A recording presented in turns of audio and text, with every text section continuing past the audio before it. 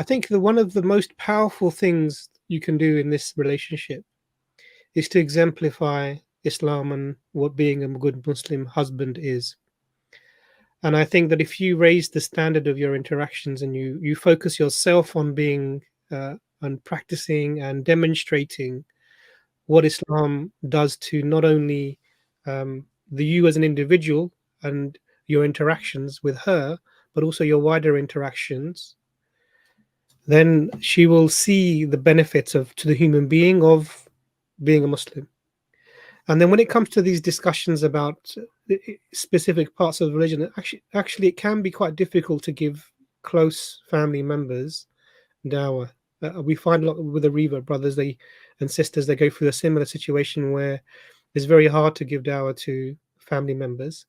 And so there's a couple of approaches. One is to indirectly give dawah, so leave material around that she can access, which is very simple pamphlets and booklets that talk about the very basic things that you are trying to discuss.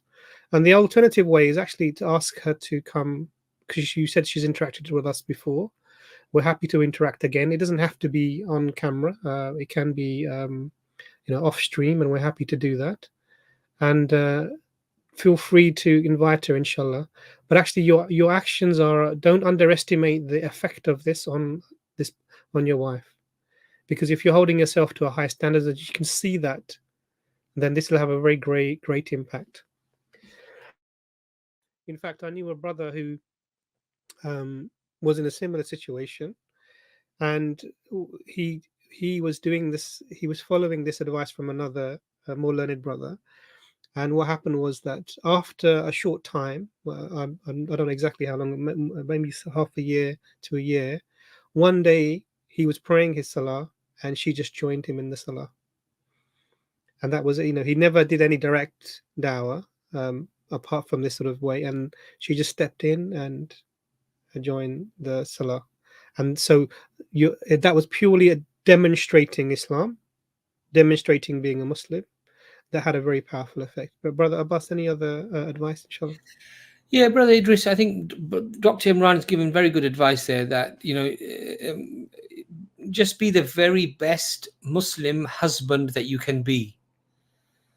And that means be compassionate, be caring, be loving, be considerate, be compromising, don't be rigid, and love and affection and softness are things that are universally liked, accepted, and people are more able to perhaps connect with and like. So that's the one thing. The other thing is that it is sometimes, as Dr. Imran has said, it is difficult sometimes to give dawah to people that are very close to you. But if you'd both like to come on and book a time, inshallah ta'ala, we'll talk. We don't have to have it live, and that's not important. And we can, inshallah, just speak, and she can ask any questions that she has. And, you can raise any questions that you might have. And inshallah ta'ala, we can maybe help her along her journey if she would like to do that, of course, But also do not underestimate the power of dua. Pray for her and pray for her iman. Allah opens up her heart, for Islam, of course, and guides her, inshallah, to Islam. These things can sometimes take time. They don't always happen overnight. So don't lose patience. Keep your dua, keep your supplications to Allah subhanahu wa ta'ala. Be the very best husband according to Islam that you can be. An honorable man, a man who is not procrastinating, is not lazy, who works, who helps his wife as well, who supports his wife as well. That's a manly trait. This is not a lot of people, a lot of cultures, we sort of think, helping out in the house or being compassionate and being caring is somehow, feminine traits. No, these are also masculine traits, because it shows that you have character, that you're not afraid to do what's right, and you're prepared to perhaps break out of cultural norms and sensibilities, because Islam actually supersedes all of that. And inshallah ta'ala, you're a strong man, that you actually, look after yourself, your hygiene, your you beautify yourself, you look after yourself in that sense as well.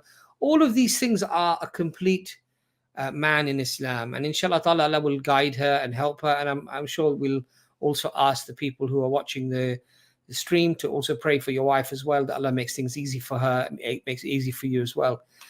So I hope that helps, Brother Idris. Oh yeah, definitely that does. So the issue, I mean, so what I think, was like, yeah, Alhamdulillah, I appreciate, your dua for that and your prayers for that. So the thing about, what I see is like as you said, everything I do, like everything. For example, I go to work every day. So, pray 10 times a day, read the Quran, fast Mondays and Thursdays. So, like, because like we do have a daughter and one along the way. So it's more like, I try to be as much of a husband and as a father as I can be. But, I must say, like, even trying to explain things to her and that she understands it, she gets it. The only problem is like she gets it, and then as soon as the tables turn to Christianity, then tables are like as if she never understood anything. Like it's more like I don't know anything. It doesn't matter. You're wrong. And I'm right. So it's more like it's more like that's more like a cycle. We're kind of moving Yeah. around, which I feel So like it's that thing, brother, about the direct dawah. So sometimes it's better if the direct dawah can come from someone else. Yeah. Because what you don't want to do is you don't want your relationship to be affected by the difficulty of the discussions every time it becomes an uncomfortable position. And let that come from, if there are people who are able to do that for you on your behalf, then allow that to happen, inshallah. Yeah, And because I was gonna say the same thing. Is like because like every time because it seems like we talk about the things, but every time that she's like, yeah, all you talk about is his religion. All you talk about is your religion being like better and good. So she like she just sounds like offensive, like more like fighting back. this is why you don't want to get into a defensive positions on either side. So the best thing is to not have the difficulty within the relationship of these discussions all the time. Now and then is fine if there's an occasion or she brings it up or something. That's a different thing. But there are other people that can help you, inshallah, in this, and let them be the ones that she's disagreeing with, and not let it be you, because otherwise you will drive a wedge between yourself and herself without intending to, which will have a bigger impact because you have children as well to consider. And ultimately, that's something that should be very carefully, you should balance the way you interact.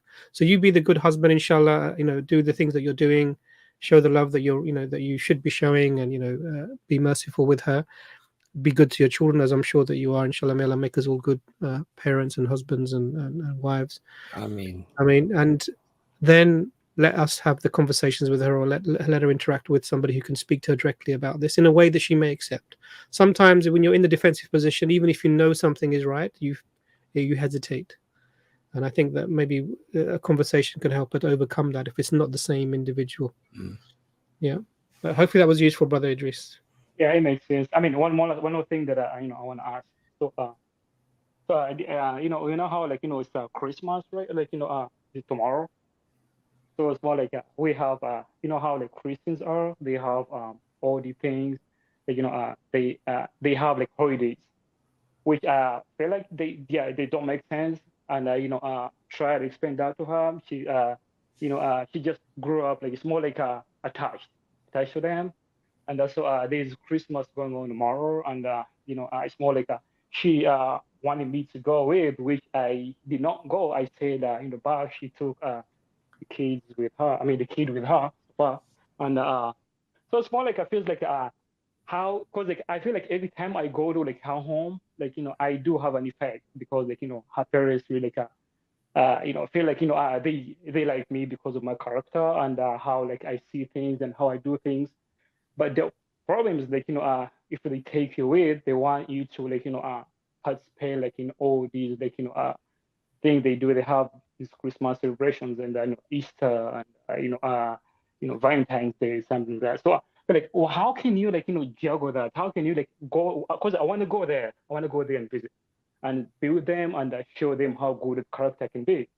But the problem is like if I go there, and I want to be like as a good Muslim, then sometimes like kind of we have what we collide. It's a collusion. So now how do I play that? Like, how do I go there and be a good Muslim and not a Christian? Which country are you in, brother? United States. United States. Okay.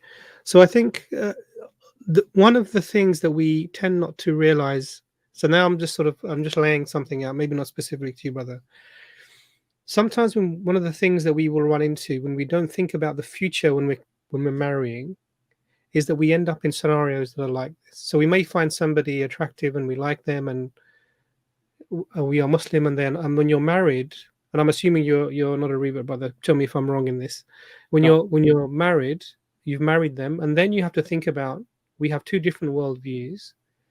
You want your children to be raised obviously as Muslims, and she's Christian and she wants her children to be raised as Christians, and that's a conflict. And your children, unfortunately, are caught within this vice. Now, the thing to do is really what you're doing is to try and help her to, come to Islam by giving her the, your character and your behavior and your dawah. Now, when it comes to the Christian events, that's a different thing entirely. I mean, my only reason to attend anything like that would be to give dawah. I would not be there for any other purpose. But there is a difficulty in that you're married to a Christian. So I think what would be useful for you to do is to find out from a local scholar for yourself if there's any leeway in terms of how you can interact in these environments. Just your presence. So because we don't really do any acts that we consider acts of worship for other religions at all within Islam. But your presence in this thing might be something different. But you'd have to give the information to the scholar so they would understand where you're coming from, to avoid causing conflict within the family. The other thing is that my only reason for being, because you don't want to demonstrate good character to a Christian. Generally you do, but that's not your purpose for going to a Christian event. You're going there, of course you have your good manners, but actually the purpose would be to try and give them information that would help them to understand either the area that they're in or the fact that Islam is true, something else like this. But you need to balance that now with your family dynamics, because you don't want to be offensive to people that your wife may hold in respect, especially when you're going to an event that they're organizing and hosting. So what I would suggest is send us an email, brother. What we'll do is we'll find someone in your local area where you're based to see that you can discuss with the scholar to see how you should be in this scenario, because it's a little bit complicated for you.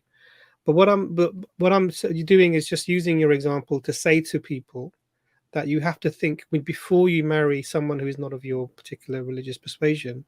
You have to think that far ahead of how will my kids be affected by this relationship? How will I ensure that they are raised as Muslims? Mother, brother, may Allah make it easy for you. And please email us. We'll put the email on the screen, and please email us, and then we can advise you further, inshallah.